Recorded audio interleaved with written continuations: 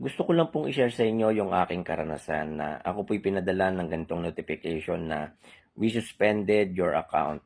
Pagka suspended po ang inyong account, ganito po yung nakalagay na hindi siya magiging visible doon sa mga followers mo at kahit sa mga non-followers mo na hindi makikita itong account mo.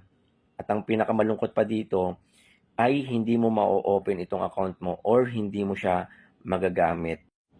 Actually, bago ako nakatanggap ng ganitong notification, ako po yung nag-post ng isang video ko siya na ini-screenshot ko at pinost ko po ito, picture na meron nakalagay pong link para po mapanood po ng mga followers ko o kahit mga non-followers ko yung video na aking pinost dito.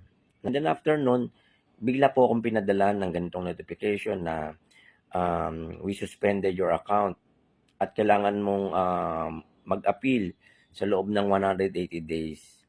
At dito po sobra po akong nangamba dahil first time nangyari sa akin ito na padala ng ganitong notification.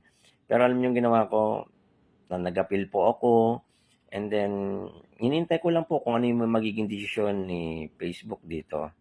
Ang pasalamat ko lang after 4 hours ay naibalik po yung aking account.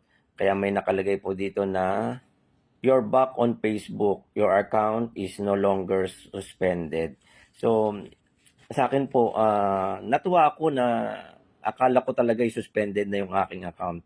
Kasi siguro sa akin nakita ko lang na baka meron lang error system na nangyari dito. Kaya pasalamat ko lang at naibalik po yung aking account.